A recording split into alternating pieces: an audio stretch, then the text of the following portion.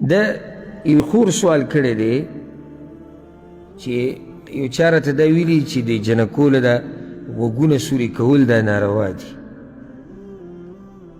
نو چې دا کار روا دی که ناروا دی؟ الجواب، بعض علماو دا خبره کړې ده چې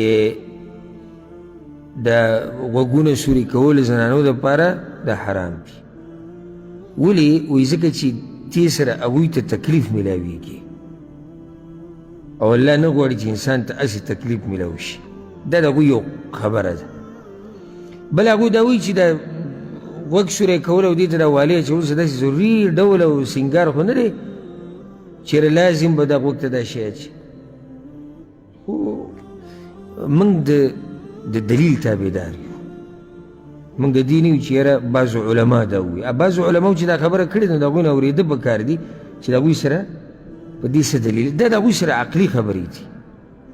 که موږ راواپس شو حدیثونو ته او د صحابیاتو ژوند ته، نو هغې نه دا خبره واضحه کېږي چې زنانه چې د غوږونه سوري کوي دا جایز دي او په هغې به د دلیل وښیم.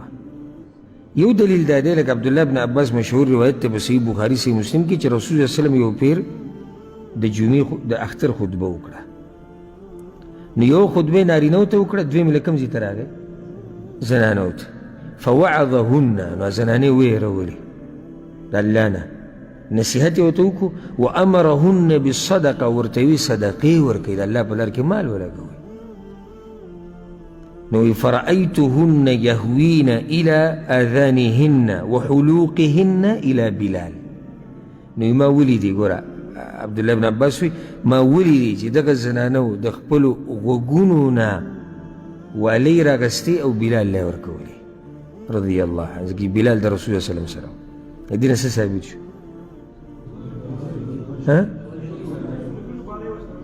غوږونه والی استعمال کړي، والی چې استعمالوي نو غوږ به ورله سوری کوي. یو روایت کې داسې راځي چې فجعلن یلقین تلقي المرأة خرصها وسخابها. خرص په عربۍ کې د والی ته وایي او سخاب هغه امیل ته وایي چې هغه په دې مرۍ یا په سینه باندې د زنانه پروت وي. نو زنانو دا راواغسته د الله په لار کې صدقه کړي. دا دلیل مضبوط دی که نه دی؟ چې تاسو ته مضبوط ښکاره شي. دویم دلیل په بل والا، عایشه رضی الله عنها رسول صلی الله علیه وسلم ته د هغه 11 زنانو قصه کړې وه. موږ په یو بیان دوو کې بیان کړی. د 11مې ښځې د خپل خاوند صفت کړی د ابوزرع، او دا روایت مشهور هم دی په دې باندې حدیث د ام زرع، ځکه چې دا ښځه د خپل خاوند نه انتهایي خوشحاله وه. نو دې څه ویلي وو؟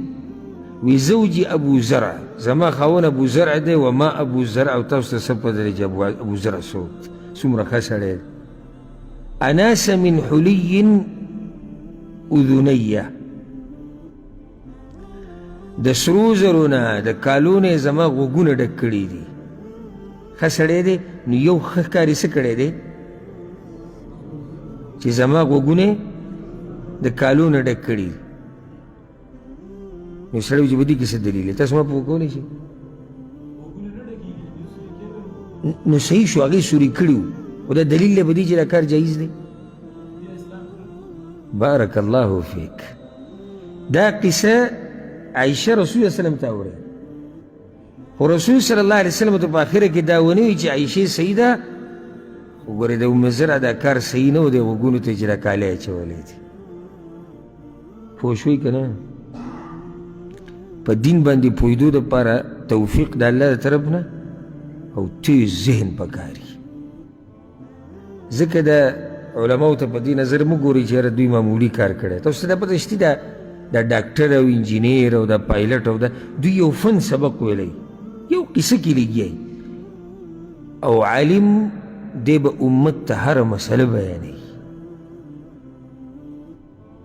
نو دا ګران کار دی چې الله یې چاته احسان کړي. ته به د یو ځینه دلیل پیدا کړې، د بل ځینه به را پیدا کړي. الغرض زنانه غوږونه سوري کولی شي. دا خور وایي چې دا نوی ویسټایل راوتی چې دا بره دا کرچې چې کوم دی دا سوری کوي د غوږ دا هېڅ خبره نه ده که بره سوری کوي او که لاندې سوری کوي او که پوزې سوری کوي دا هم څه خبره نه خو صرف دوو خبرو ته پکې کته وغواړي یوه چې دې کې د بدکارو ښځو سره مشابهت رانشي لکه اوس په بدن کې بس ځایونه به داسي چې هغه به د انګریزانو د زنانو عادت وي چې دغه ځای به سوری کوي او هلته به امیل یا والۍ څه شی ورچوي مسلمانه زنانه به دا چل نه کوي یا بدکاره فاحشه زنانه چې کوم چلونه کوي مسلمانه زنانه به یې نه کوي دویم چې بدن ته پکې نقصان نه رسي نقصان خو پکې شتي که نه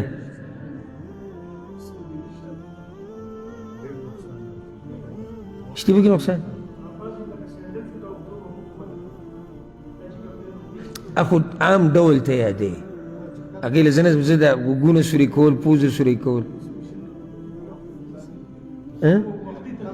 وقتي طور تکلیف شتي دا څه خبره نه ده او ځکه هغه نور علما وایي په دې کې زنانه ته تکلیف دی که نه د دې به څه جواب کوي د هغوی د خبرې د هغوی د خبرې جواب ده د هغوی ته موږ دا وایو چې د تکلیف چې موږ معمولي د ماشومې له ورکوو دا د دې د مصلحت دپاره ورکوو ځکه چې دا ضرورت لري کالو ته او په کالو سره دا ښایسته ښکاري نو د تکلیف معمولي د دې د مصلحت دپاره څه دپاره مصلحت دپاره لکه ته چې ډاکټر ته لاړ شي او په ملا دې دړي هغه تا ته څه وایي ستن نو په ستن کې تکلیف وي که نه خو هغه تکلیف کې ستا دپاره څه فایده یي پوه شوي بې که نه